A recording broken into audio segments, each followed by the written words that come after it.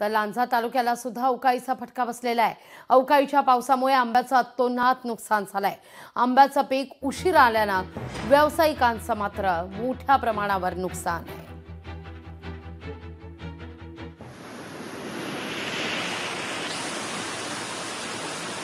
दृश्य आपण पाहतोय या क्षणी।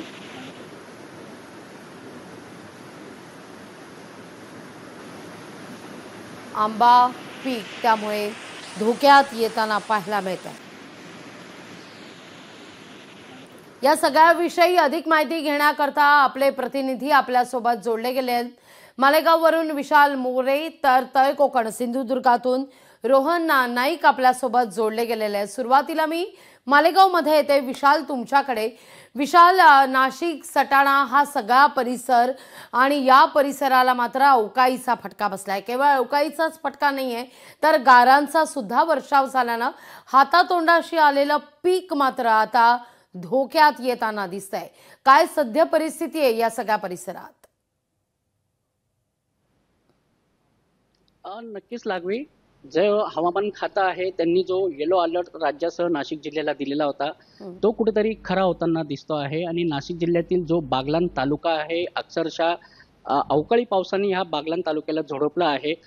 खास करून बागलाण तालुक्यातील अंतापूर, ताहराबाद, खिरमानी, जायखेडा, नामपूर हा जो परिसर आहे या परिसरात जोरदार वादळी वाऱ्यासह आणि मोठा गारपीट सुद्धा झाली आहे। आणि त्यामुळे जो हातातोंडाशी आलेला जो खास करून प्रमुख पीक जे आहे या बागलाण तालुक्यातला हा कांदा आहे, तो उन्हाळी कांदा, त्यानंतर डाळिंब हे जे पिकं आहेत हे पिकं अक्षरशः खराब झाले आहेत। ते म्हणजे हातातोंडाशी आलेला घास जो आहे हा आर्थिक संकटात कुठेतरी आता शेतकरी ह्या आसमानी संकटामुळे सापडलेला आहे। त्यामुळे आता बांधावर कोणीतरी लोकप्रतिनिधी किंवा मग शासकीय अधिकारी यांनी येऊन त्यांचा पंचनामा करून आणि त्यांना आर्थिक मदत मिळवून द्यावी अशी शेतकरी आता कुठेतरी मागणी करत आहेत। लागवे, विशाल, साधारणतः किती नुकसान झालंय या सगळ्या संदर्भात काही आकडा, काही अंदाज व्यक्त होतोय? विशाल,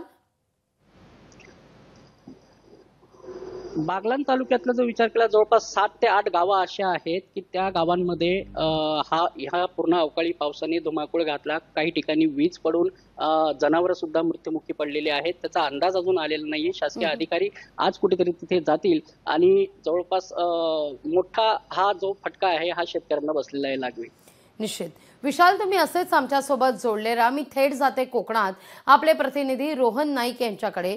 रोहन, खरं तर हा सगळा मौसम जो आहे तो आंबा उत्पादकांकरता अतिशय महत्त्वाचा मानला जातो। काजूचं पीक सुद्धा म्हणावं तेवढं कोकणात बहरलेलं नाहीये। खरं तर शिमगा झाल्यावर मोठ्या प्रमाणावर काजूचं पीक येत असतं, पण अशातच आता अवकाळीचा फटका बसल्यानं आंबा पीक सुद्धा धोक्यात येताना दिसतंय। यामुळे मोठ्या प्रमाणावर किडीचा प्रादुर्भाव आंब्यावर होण्याची शक्यता नाकारता येत नाहीये। काय नेमका ग्राउंड रिपोर्ट आहे कोकणातला? नक्कीच लागवी मॅडम, 28 तारीख पासून कोकणामध्ये अवकाळीचा पाऊस सुरू झाला। प्रामुख्याने दोडामार्ग तालुक्यात अवकाळीने पहिलं थैमान मारलं आणि तिथे काजू बागायती मोठ्या प्रमाणात होते, तिथे फटका बसला। काजू ऐन शेवटच्या टप्प्यात असताना काजू गेल्यामुळे मोठा शेतकऱ्यांना फटका बसलेला आहे। त्यानंतर मागील 3-4 दिवस ढगाळ वातावरण आहे सिंधुदुर्गामध्ये।